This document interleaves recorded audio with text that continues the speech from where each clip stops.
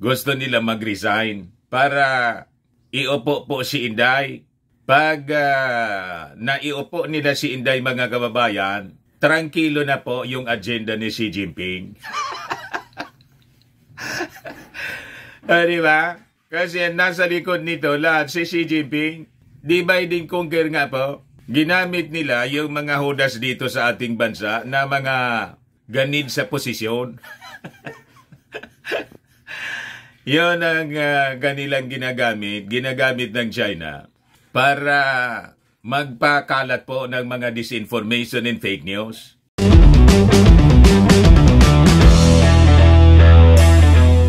Ito naman po yung bago naming product na binibenta online. iGlow Serum Whitening po siya. Tingnan ninyo yung epekto sa aking anak na architect before and now. Yung mga inquiries po ninyo, dumiretso na lang kayo sa kanyang Facebook account, Riz Maravillas. Tamindi mga kababayan, yung fake news and disinformation ng mga pro-China. Trying hard mga kababayan, yung kampo ni Maudigs. So ngayon, yung mga minions, iba na naman po yung pinapakalat. Sinasabi nila mga kababayan, nagdatingan na niya yung mga military equipment galing sa Amerika and Fransya, magkakagira na niya. Ganon mga kababayan ang linya ng propaganda ng mga supporters ni Xi Jinping dito sa ating bansa. Kaya nag-warning po yung ating Office of the Civil Defense. Ayan po.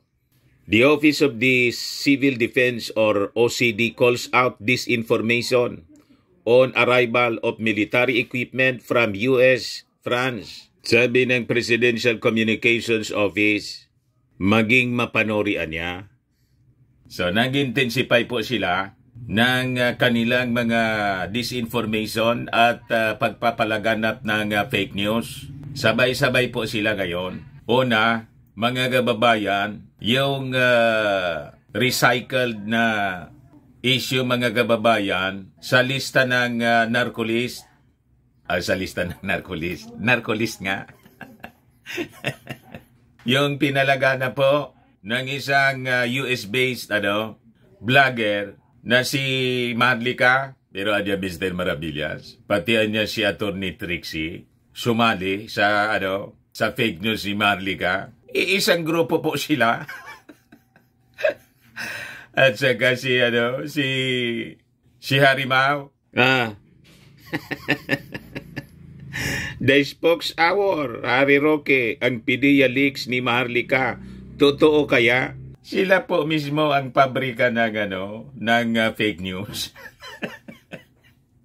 Malamang nag-uusap-usap sila, mga kababayan, kasi isang grupo po sila na ang intensyon po, siraan yung ating Pangulong Bongbong Marcos, gatungan yung publiko, i-destabilize yung Marcos administration, gatungan yung publiko na umalsa, mag-people power po, kasi hindi nangyari nung gamitin nila yung issue kay Pacquiao.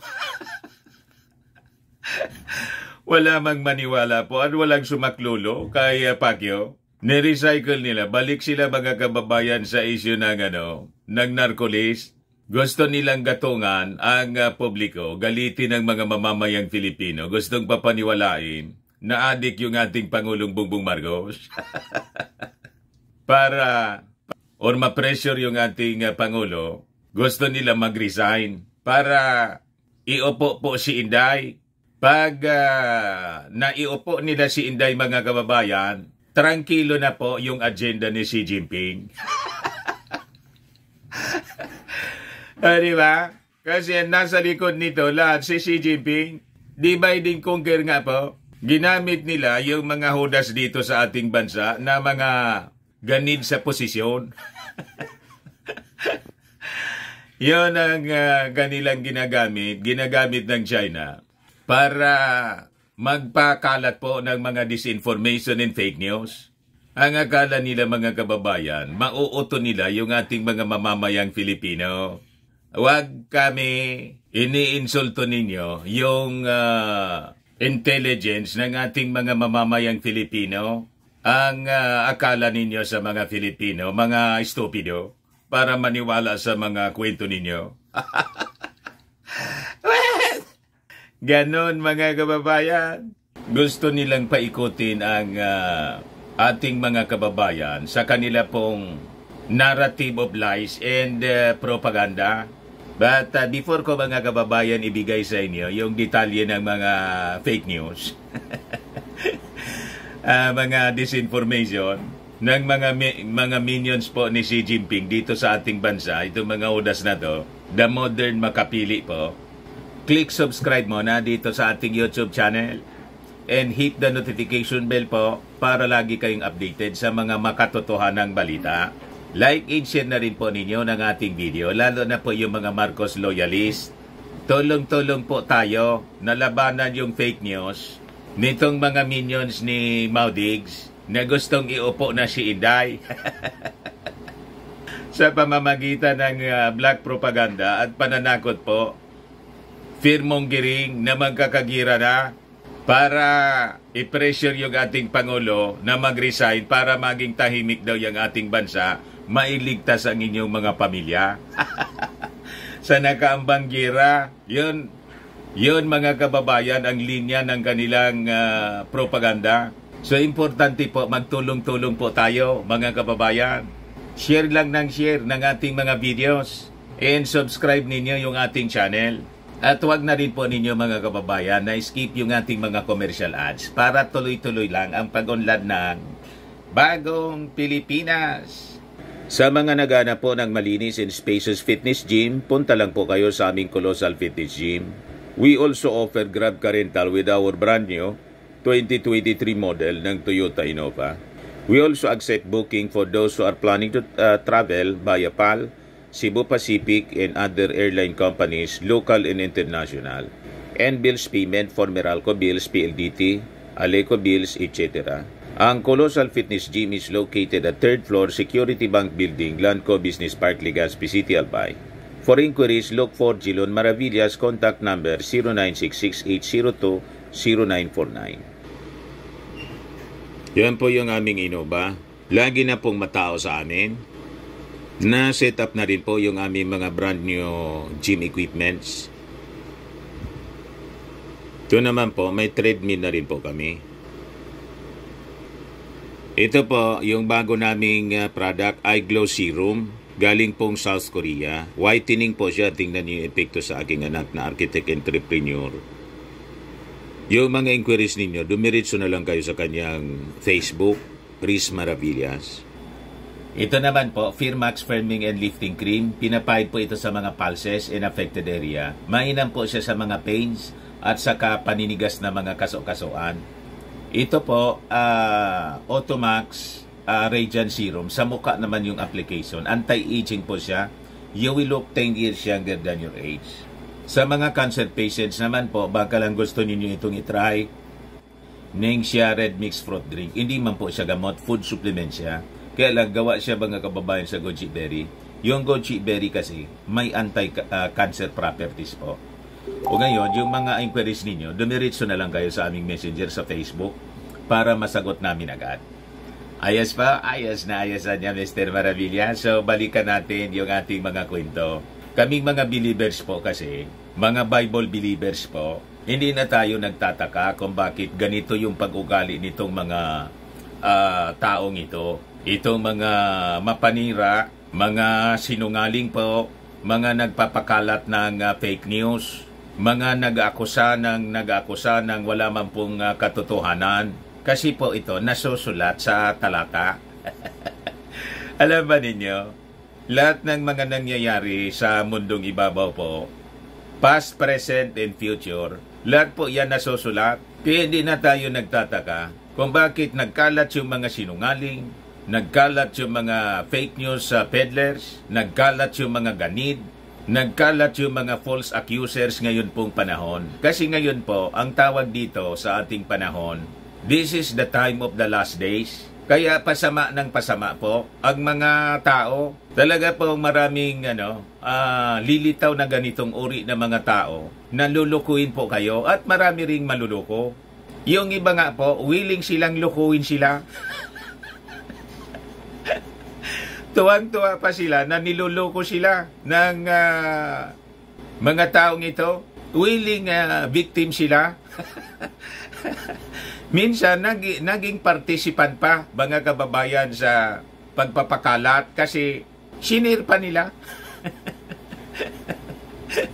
You see? So ano niya, Mr. Maravillas, yung nasusulat? Ito po ang nasusulat. Exact description ng ating panahon. Kaya, huwag na kayong magtaka kung bakit ang daming mga fake news peddlers at mga mapanira, false accusers. Yan po, 2 Timothy chapter 3, verse 1 to 4.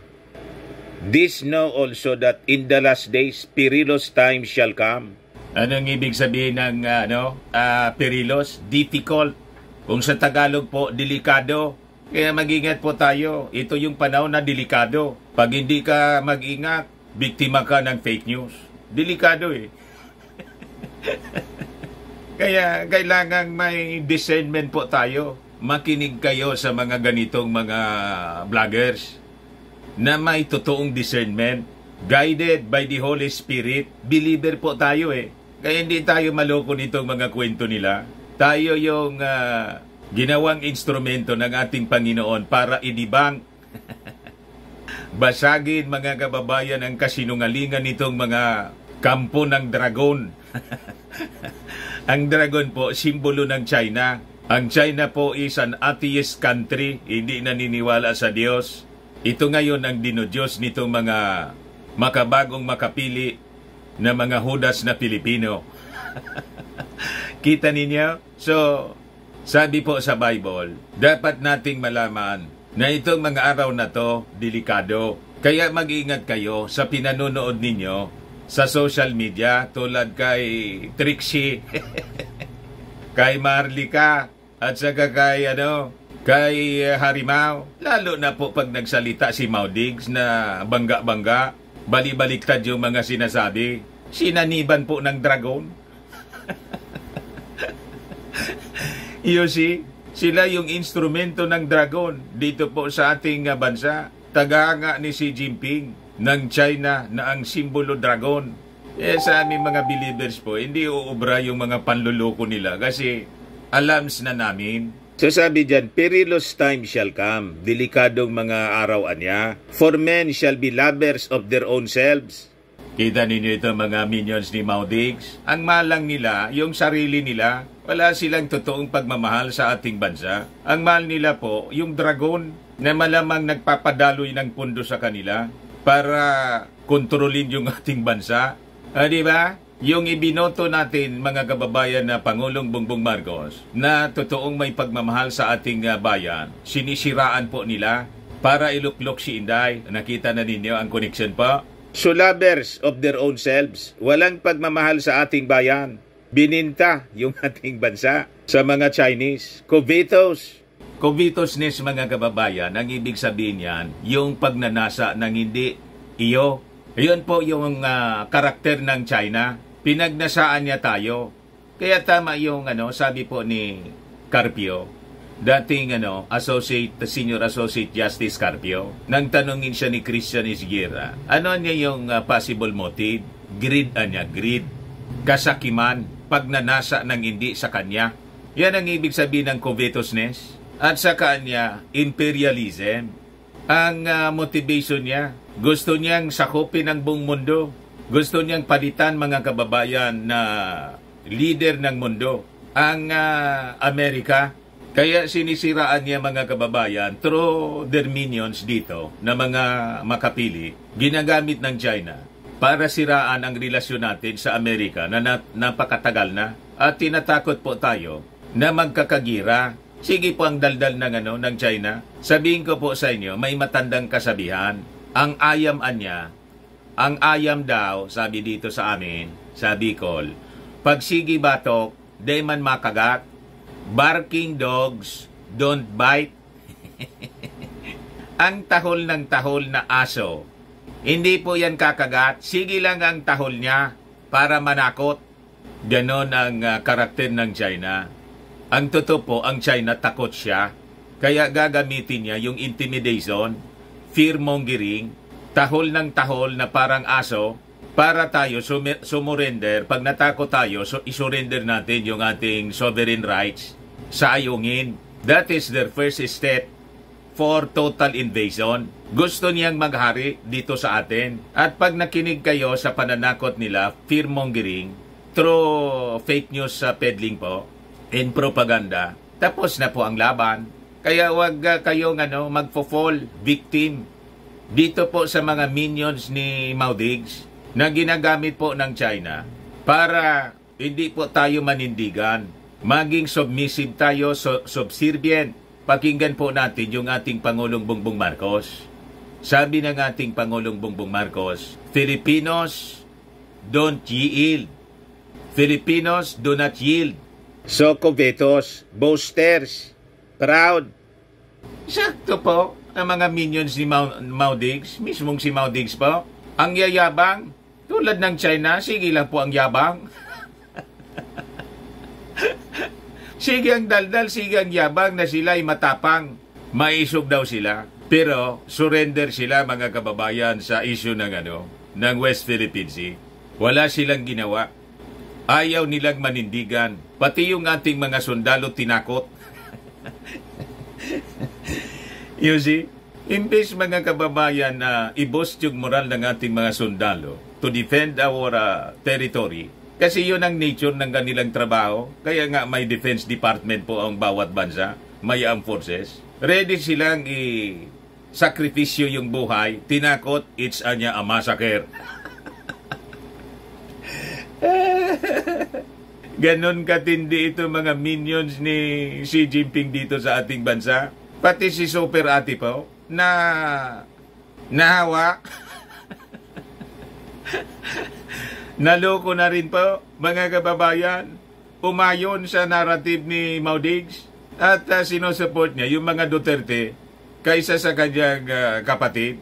Ganon katindi mga kababayan ang propaganda nitong mga taong ito. Ano pa daw? Unthankful. Huwag kayong magtaka kung bakit si Inday unthankful po despite the support ng ating Pangulong Bongbong Marcos at pangangampanya sa kanya ni Martin Romualdez. Sumasalang na lang sa sa stage pagkatapos inaway-away dahil sa confidential funds. Tinawag na tambaluslos. So yan po ang dilitaw na uri ng mga tao, masasamang tao. Hindi marunong magpasalamat, mga ingrato. Kita ninyo ito mga vloggers ng mga DDS. Ganon ang karakter nila, mga ingrato. Without natural affection. Truce breakers. Ganon ang ganon ang uri ng mga tao. Magkikipagkasundo tulad ng China. Nag-uusap pa lang with our president. Pagtalikod po, nandun sa West Philippine Sea, may creeping invasion, binubuli tayo, wina-water cannon. Truce breakers pa. Tapos sabi ni Harimau, may gentleman's agreement niya. Tapos sabi ni Panilo, kinontra si Harimau, wala man niyang gentleman's agreement. Kita ninyo? Sila, hindi magkasundo po, pati sa pagsisinungaling nila, bangga-bangga. Kinontra po ni Panelo kasi yun daw ang sinabi ni wala man na niya. Sabi ng kanilang amo na si Maudigs. Kino-confuse ang isipan ng mga mamamayang Filipino. Pero tingnan ninyo, mga kababayan yung mga alipores nila. Believe na believe. Mariyas kasi niya Mr. Maravillas mga gunggong at sinungaling. Siyempre po, birds of the same feather. Yan false accusers. False accusers, incontinent, fairs, despisers of those that are good, traitors, heady, high-minded, lovers of pleasures more than lovers of God. Anong sabi ng ating Panginoon? From such, turn away. Iwasan daw natin ang mga taong ganon. Kaya kayo mga nanonood, kaya kayo naluloko po kasi nanonood kayo dito sa mga dito sa mga taong sinungaling. Yung mga kasinungalingan po kasi pag pinakinggan ninyo ng paulit-ulit, ang feeling ninyo niyan, ma-brainwash kayo. Ganon ang strategy po ng mga communist ng China. Paulit-ulit na kasinungalingan. Then sa paulit-ulit na kasinungalingan, kasi sinful po yung natura natin. Pag nakinig ka ng paulit-ulit na kasinungalingan, maniniwala ka sa kasinungalingan na totoo. Pero, kasinungalingan pa rin po siya. Pero yung paniwala mo, naging totoo na yung kasinungalingan. For lies will remain as lies. Yun po kasi ang batas ng propaganda ng mga communist. Ulit-ulitin nila yung kasinungalingan para magkaroon po ng illusion of truth. Yan po. How liars create the illusion of truth. Repeat a lie often enough and it becomes the truth. Is a law of propaganda often attributed to Nazi Joseph Goebbels. Yung ang ginagamit po ni na Harimau. Saka po ni Marlica at si Trixie, yung tropang fentanyl mga kababayan. Ganon din po si Pacquiao. Kaya nagkakasundo sila kasi lahat sila sinungaling. So naintindihan na po ninyo. Kaya kung may na po yung research ninyo sa mga balita po, iwasan ninyong makinig sa mga sinungaling po. Kasi pag nakinig ka sa mga sinungaling, isang araw po, paniniwalaan ninyo na totoo yung sinasabi ng sinungaling. Ang dami ko pong mga dating viewers po rito na brainwash. At saka po, ang ginagawa nila, yung mga videos nito mga sinungaling, nito mga propagandista, fake news peddlers, pinapadala sa akin, kaya nagiging aware po ako ng kasinungalingan nila. Hindi man ako nanonood sa kanila. Kaya lang, pag may nagpadala po, siyempre, iti-check ko kung anong sinasabi. Ayon. Kaya aware po tayo sa kanilang mga kasinungalingan. At yun ang rason kung bakit natin binabasag ang mga kasinungalingan po nila. Ang PDEA leaks ni Marlica, totoo kaya? Magkikita ninyo, nagkakaisa po sila ng mga sinungaling na isupport yung bawat isa sa kanila. Yung kanilang kwento ng kasinungalingan mga kababayan, kanya-kanya silang support. Huwag kami harimaw. Kaya po, sabi ng Presidential Communications Office, kailangan maging mapanuri tayo. Ito po, Presidential Communications Office, tingnan, ibinahagi ng maging mapanuri ang facts tungkol sa video ng military equipment na dumating di umano sa bansa mula sa United States at France. Ayon sa Office of Civil Defense, ang mga litrato ay galing sa isang conference tungkol sa El Nino noong 2023. So fake news po siya. Mga kababayan, beware of false information circulating about mysterious military equipment appearing out of nowhere. Stick to verified government sources for accurate updates and avoid spreading rumors. Stay informed. So yan ang rason kung bakit tinatalakay natin ito, mga kababayan, para makatulong tayo sa paglilinaw po ng mga kwento. Kasi ito yung ini-spread po ng Fenta Kingdom, nitong mga minions po ni Mao Diggs, na instrumento po ni Xi Jinping para takutin po tayong takutin. Pinalalabas nila na magkakagira na po at yung rason ng gira po, tayo, pinapalabas nila, tayo yung aggressor. Tayo yung makikipaggira. Ang katotohanan po niyan, sila ang aggressor at sila yung gustong manakop sa atin. Tayo po dito, gusto lang natin po i-defensa yung ating territory.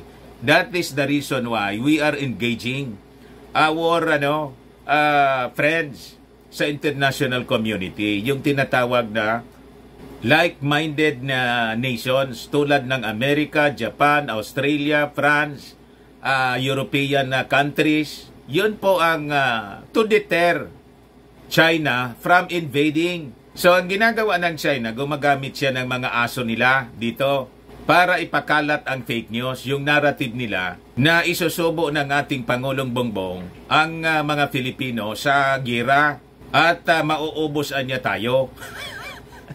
Kawawa yung ating pamilya. Ang ganong narrative po, galing po sa China. Chinese propaganda. Firmong-giring po siya. Ang totoo niyan po, kaya sige po ang tahol ng China kasi takot man sila pong makipagira sa atin because of our deterrence, capabilities with the support to the president of this country. Kausap niya po yung mga leaders ng mundo. So, na-establish na kasi ng ating Pangulong Bongbong Marcos yung credible deterrence. Kaya nanggagalaiti po si Xi Jinping. Kasi ang gusto ni Xi Jinping, tulad lang po ni Mao Diggs, na aso niya. Kaya nga po nagmamadali yung mga aso ni Xi Jinping dito, iluklok sinday, para lapdog lang po nila.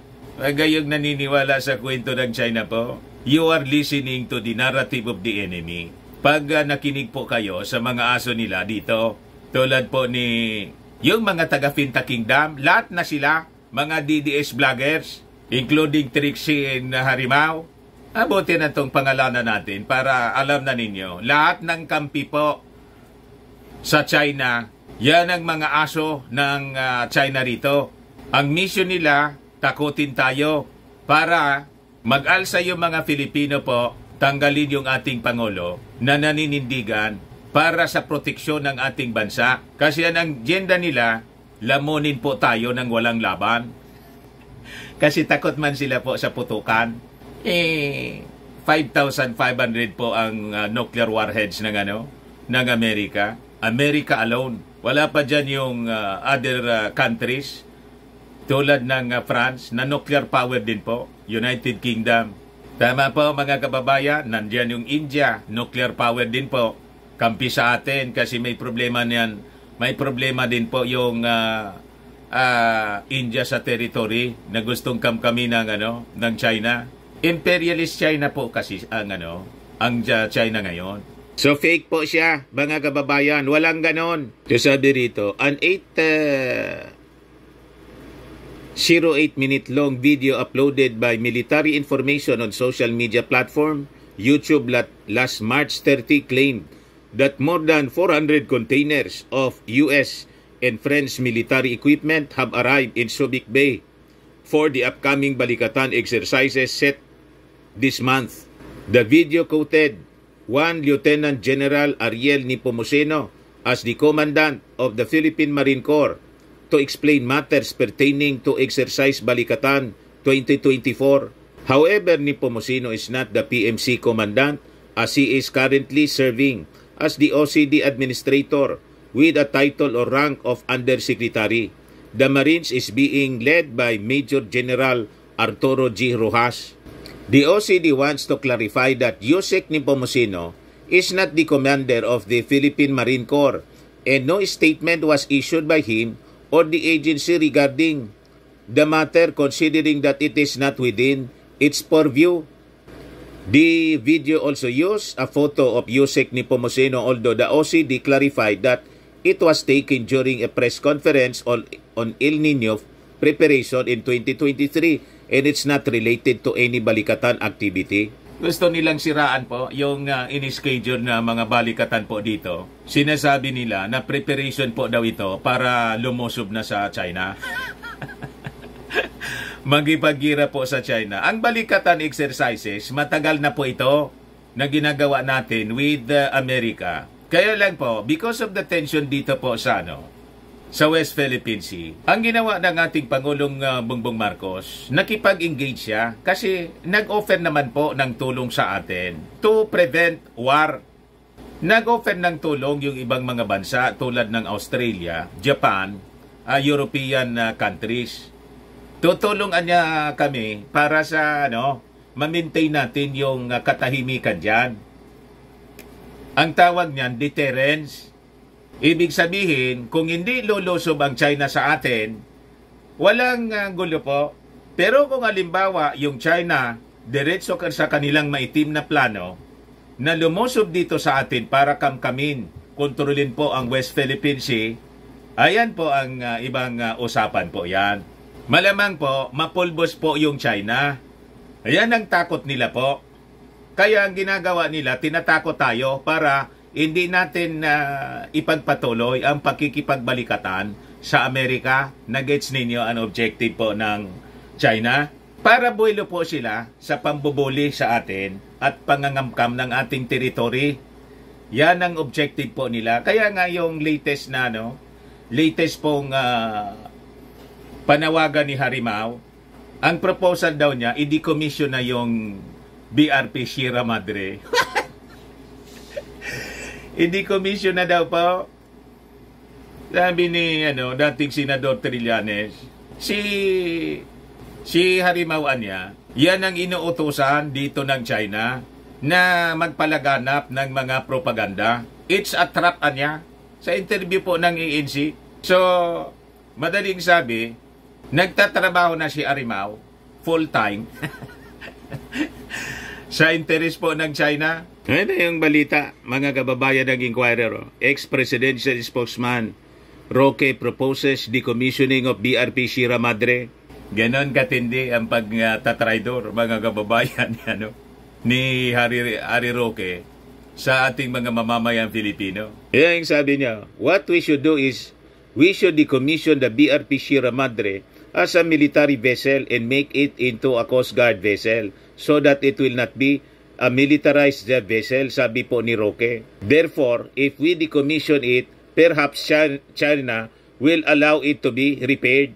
Yan ang mga paduda, mga kababayan. Sabi ni Trillanes, pag ginawa na anya natin yon, lalo ma-involve yung China na lumusob kasi hindi lumulusob dyan yung China. Kasi alam niya na it will trigger the Mutual Defense Treaty. Kasi military vessel yung i-atake nila. Pag ginawang civilian yan, hindi na ma-invoke yung Mutual Defense Treaty. So it is a trap, sabi ni Trillanes. Gusto tayong ipatrap mismo ni Harimau. Pabalik-balik po si Harimau. Ang instruction po yata, direktang galing po sa mga Chinese general. At kay Xi Jinping po. Sabi po ni Trillanes sa interview ng ANC ito, Trillanes, decommissioning BRP Sierra Madre a trap will make Philippine outpost vulnerable. Ganon ang mga traidor, sabi sa Word of God. There will be traitors in the last days po. Naglipa na yung mga traidor, yung mga udas po. O di pa yung mga traidor at mga udas na nagpapakalat po ng mga pananakot, fear-mongering po. Kilala ninyo? Ito yung pinapakalat po nila. Narrative ng China. Sabi niyan, ang dulot ng anumang gira o armadong sigalot. Bakit kailangang manghimasok sa away ng mga away kung ang simpleng garantiya ng murang bigas ay hindi maibigay sa mga Filipino? Kita ninyo? Pare-parehas, pag pinakinggan ninyo po, isang script yung binabasihan nila. May director po. Ganon din po yung sinasabi ni Harimau. Pakinggan ninyo ang mga videos niya. Bigas. Ang issue po yung 20 pesos na bigas. Dapat doon daw ang tutok. Limot niya, mga kababayan, yung 7 pesos na bigas, presyo ng bigas per kilo, na laman ng sona ng kanilang among si Mau Diggs noong 2018. Pinag-iinitan yung aspiration ng ating Pangulong Bongbong Marcos na 20 pesos na per kilong bigas na sana niya maibaba natin pag naging maayos na yung ating agriculture. Ganon ang narrative para appealing po sa mga mamamayang Filipino. Ini-exploit nila yung masa na mag-alsa laban sa ating Pangulong Bongbong Marcos. Kasi pinalalabas nila, imbes yung bigasan niya yung tutukan, yung pakikipag-away sa China. Ganon ang linya ng narrative nitong mga mga hodas ng ating panahon. Ayan po. Maging marahan tayo sa salita at gawa. Hanapin ang madiplomasyang solusyon at iwasang mapahamak ang kinabukasan ng bawat mamamayan sa loob at labas ng bansa. Unahin ang interes ng Pilipino, hindi ang dayuhang alyado. Yan po ang linya ng kanilang propaganda. Fearmongering and appeal to the masses na pinalalabas nila, pinapahamak ng ating Pangulong Bongbong Marcos yung mga mamamayang Pilipino. Witticistan po dito sa West Philippine Sea.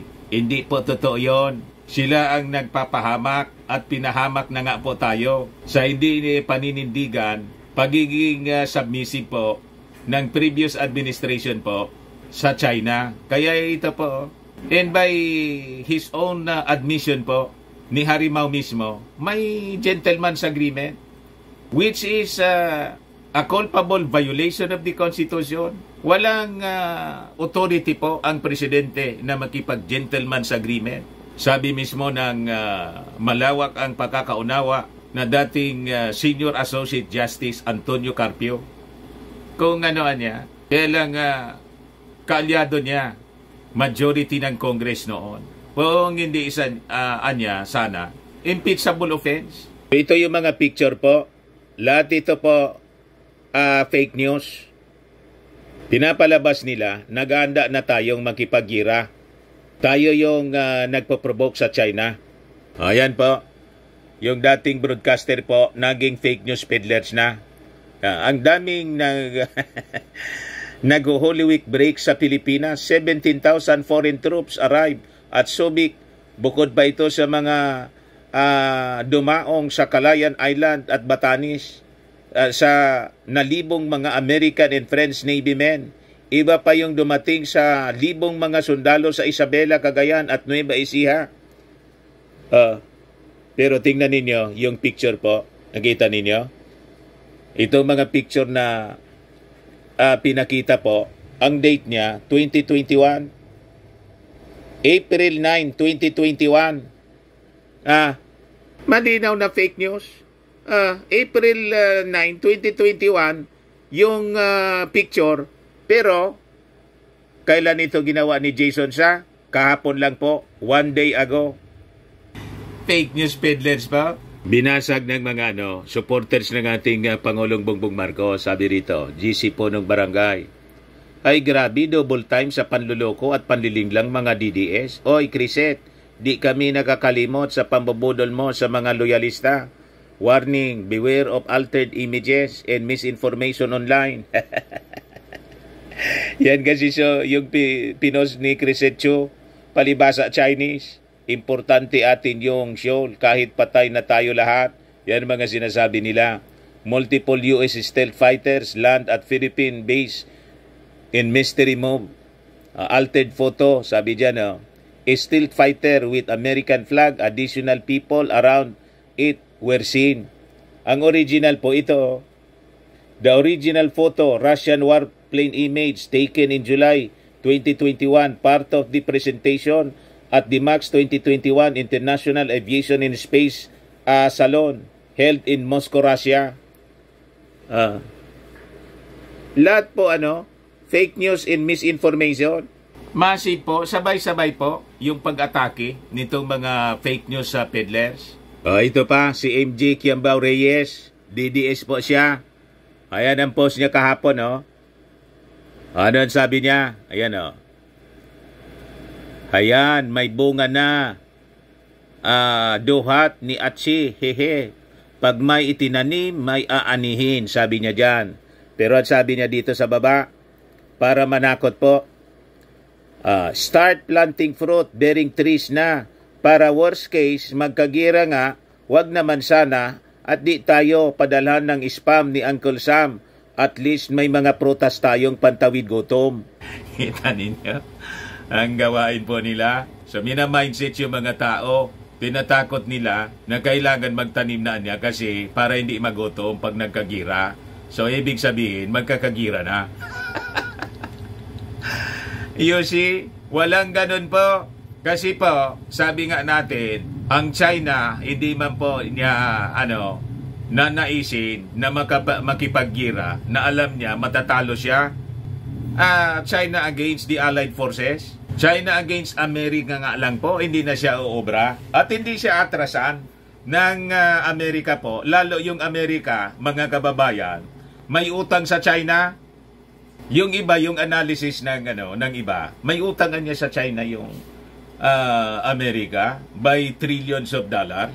So malamang niya, gipitin ng China yung Amerika at pag ganon, hindi makagalaw. Isanksyon ng China yung Amerika kasi may utang nga. Baliktad po, lalong magiging bold sa actions po yung sa pag-action yung Amerika para ma-delete yung utang niya. Awayin niya yung nagpautang. Hindi na yan makasingil. Di ba pa? Justified pa ng Amerika. Sige niya.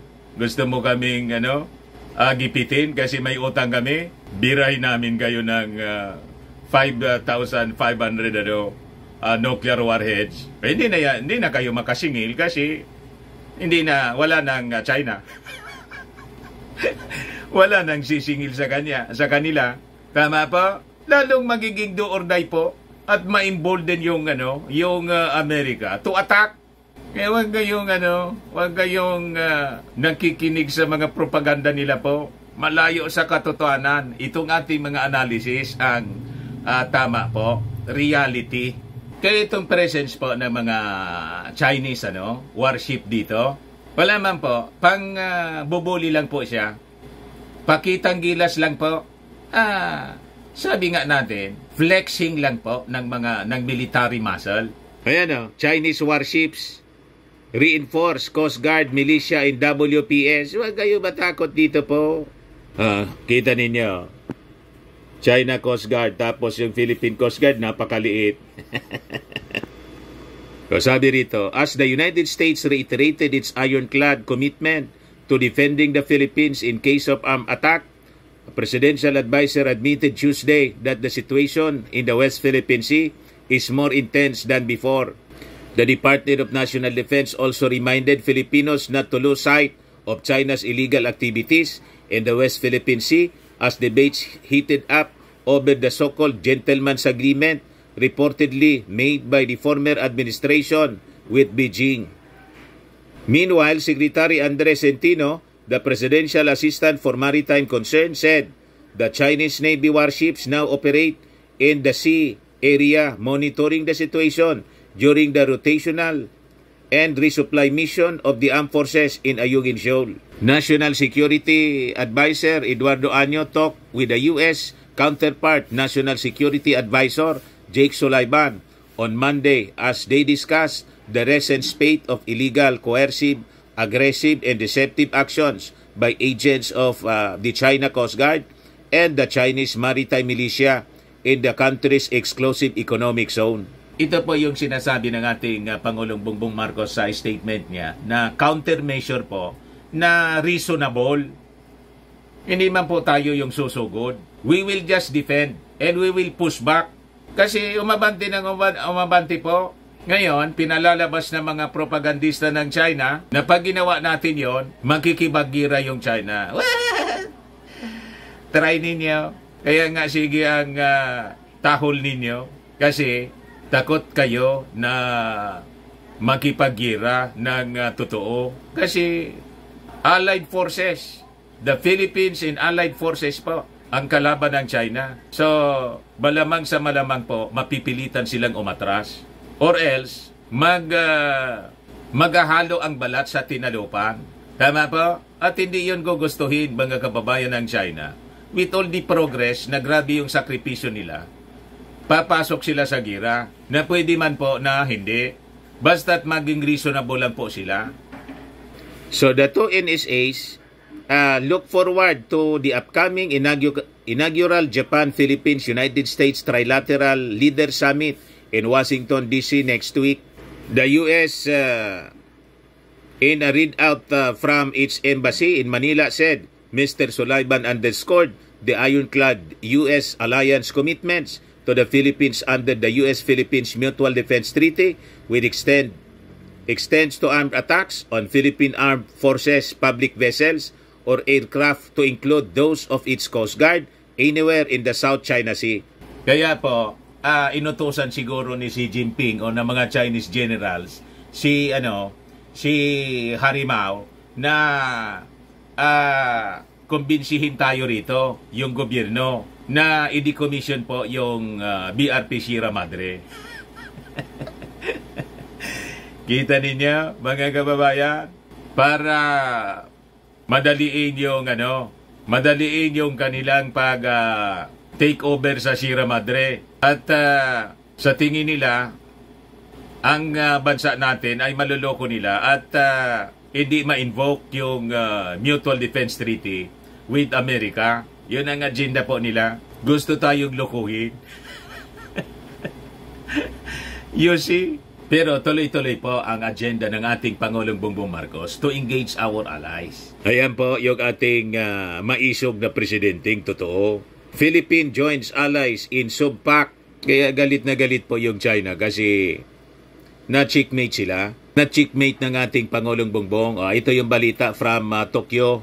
The United States, Australia, Japan, and the Philippines are planning anti-submarine drills in the South China Sea. On April 7, sabi po ng Kyodo News Agency, it would mark the first such full-fledged exercise for the navies of the four countries in those waters, and it's likely aimed at demonstrating solidarity with the Philippines against China's growing assertiveness, Kyodo said, citing multiple people familiar with the matter. So yung engagement ng ating Pangulong Bongbong Marcos sa mga kalyado nating bansa tulad ng Japan, Amerika ay nagkakabunga na po. Unti-unti na pong ini-implement. So in the coming days, we can expect na yung mga Chinese po ay talagang mag-i-intensify po ng mga kasinungalingan na gusto natin makipaggira sa kanila at malalagay sa peligro yung ating mga mamamayang Filipino para po i-pressure ang mga mamamayang Filipino, gamitin yung mga mamamayang Filipino to stand against President Bongbong Marcos policy.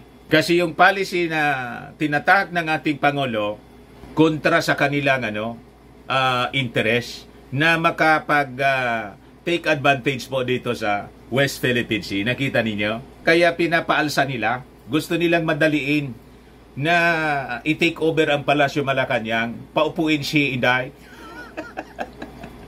sa pamamagitan ng mga paninira, disinformation and fake news. Kasi si Inday po, hindi nagsasalita. Barkada nila. Ngayon si Inday po, walang statement.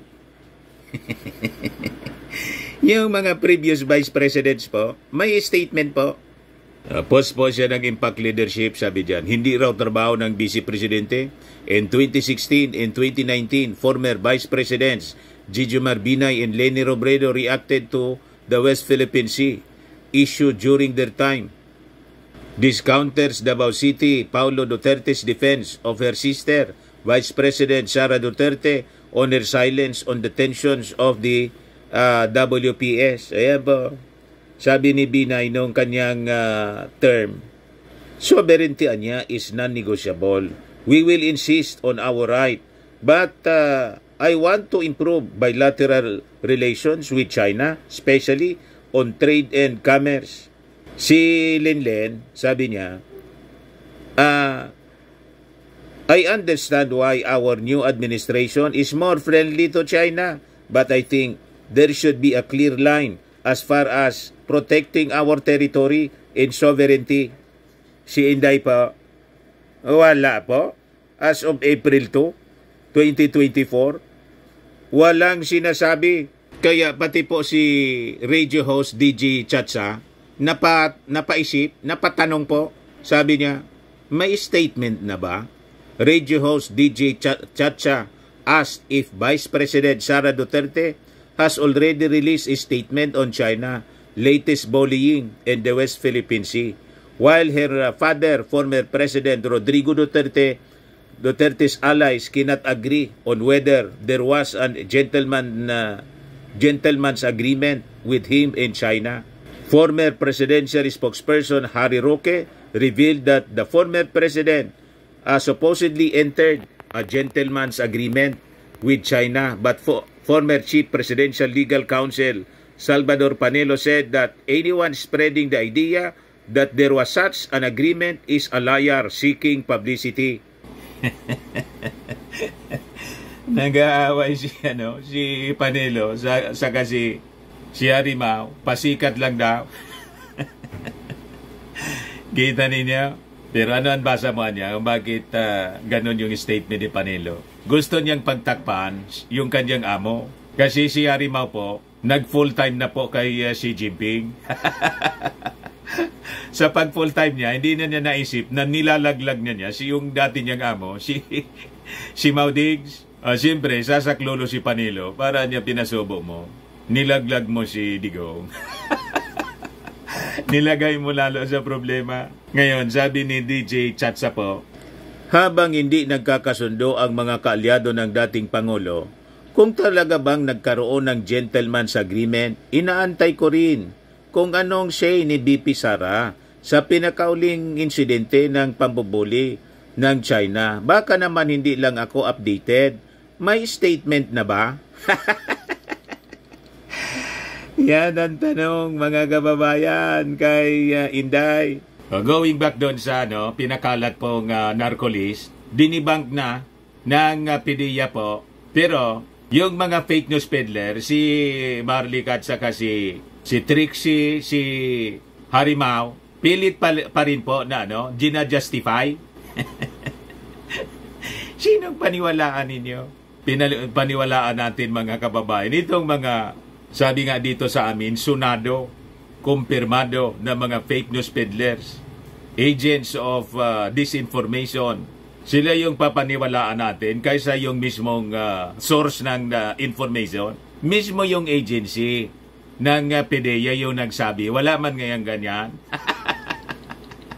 Tapos maniwala kayo doon sa mga nagpalabas ng alleged document po. Wala ngang pizza, may pizza po, walang control number. Tapos tinakpan pa yung yung pangalan ng team leader. So kung totoo yun, bakit naman tatakpan yung pangalan ng team leader? Authority ka? Takot ka i-expose yung pangalan mo na siyang nakapirma as team leader po? May ganon? So ito yung statement ng PDEA mismo. Wala man anyang ganon.